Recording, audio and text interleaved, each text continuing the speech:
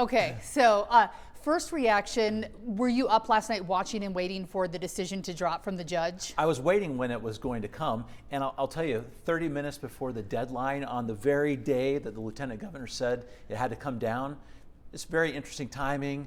Most of us were staying up to see if it would come. Your first reaction to it once you saw what it was?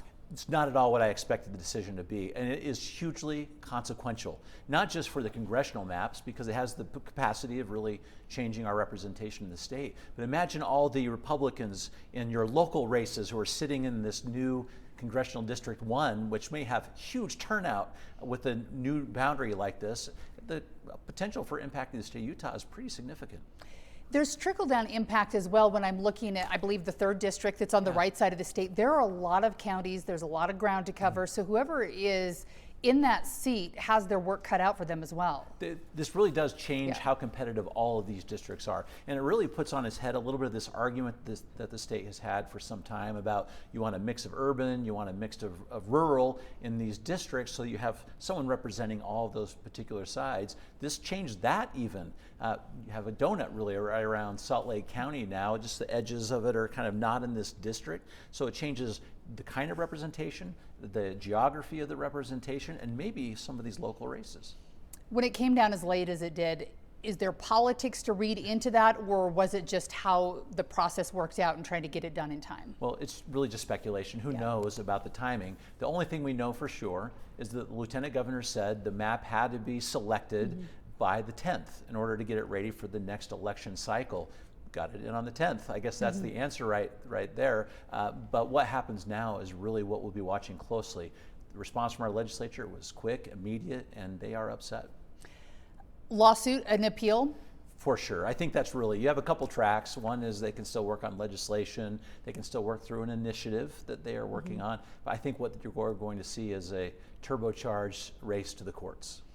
When you take a step back and look at this, there's been a lot of argument over the last few years about how much power the judiciary has and how much the legislative body does, whether it's on the state level or the federal level. Is that an issue here that we're looking at when a judge makes a decision like this for an entire state and all the voters? That's what the heart of this issue really is. And it's not just those two. We have the legislature. We have the Constitution giving the power to the people through an initiative process. And we also have the courts. This is the perfect combination of the 3 branches of government deciding an issue that is not at all settled here in the state of Utah. I was fully wrong expecting the judge would adopt Map C, which is what the legislature worked out. They voted on, it was passed and went to them. It did give 2 districts that were going to be competitive, so there was a seat that could probably go either way in 2 of the districts, which was a big change from where we are right now. The one that the judge chose, Map 1, has a clearly winning Democratic seat, or where do you see it? I would say it's not clear. Map C that was selected by the legislature, as they said, under duress, definitely had at least 2 districts that were more competitive. The map that was chosen by the judge in this particular case, which was selected by the plaintiffs in this case as well, does create one district. It would be District 1 that I would say at the very least it's purple and leans toward blue. This is the more populated part of the state. It's the state that tends to vote more toward the Democratic side of the aisle. So it's not a slam dunk for sure, but this, for the first time in about 25 years, you would see one district that was very clearly able, with the right candidate, to go blue.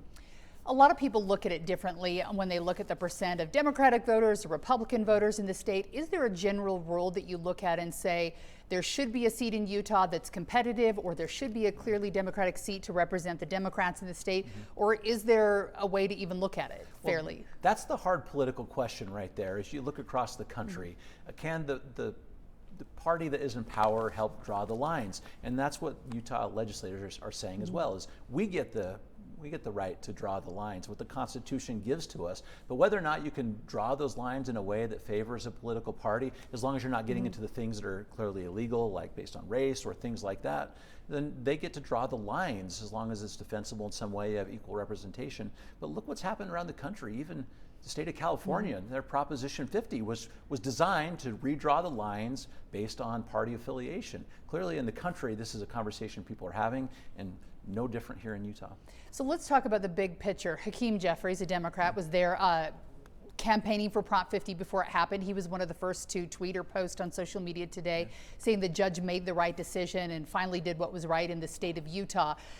This is obviously has national implications. What are the implications Utah should be looking at when we look at the broader picture outside our own borders? Well, you look at the makeup of Congress, in the House of Representatives in particular, very slim majority for Republicans right now. Just this very day, a Democrat is being sworn in, which changes it a little more. If you have California looking to add another 5 Democrats, you have a potential swing district here in the state of Utah.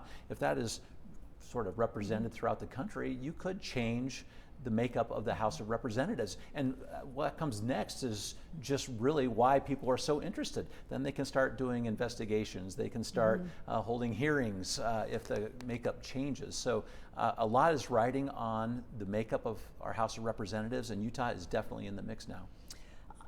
When we look at this, there's also a very tight timeline. That's why we were waiting for the ruling from the judge yesterday.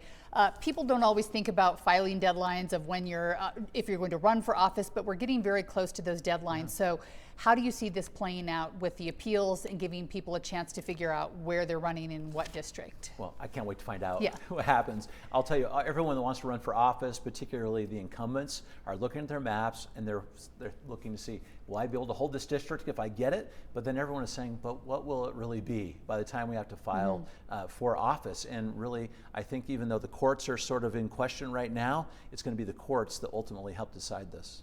So are our current congressional leaders meeting behind the scenes too, trying to divvy up who gets what? Because their districts are all going to vastly change from what they are. It's not like you can just run for the district you're in right now. Right.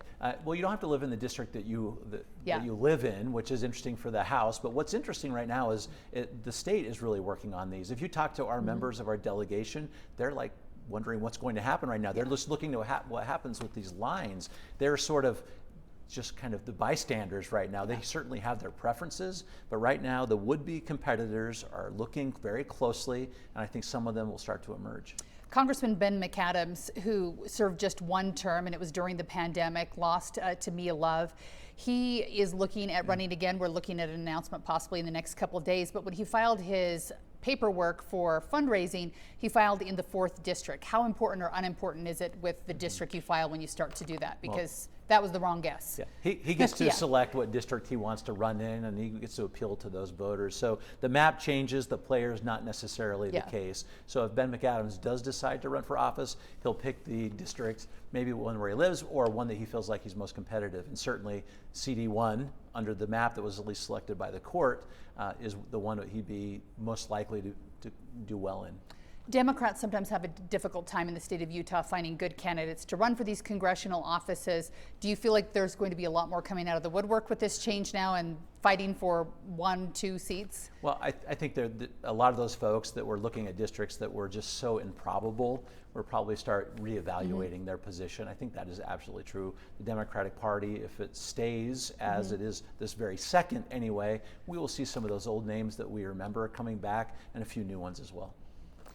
I think that Democrats have long in the state of Utah felt like they were disenfranchised and their voice didn't matter. Now Republicans are probably feeling a little bit of this with the map. What do you say to voters in general at home as they're watching this play out, because they don't really have a lot of control? Well, there's not a lot of control for those of us that just get to watch and participate, but it's really that last part. You have to stay engaged in some way. These are our representatives after all, so whatever those lines end up being, it's important that we find the right person to represent us that most closely aligns with our position, whatever it is. The worst case scenario is people decide to not engage at all. What do you want people to know? I want people to know that this process is one that is not always the prettiest to watch.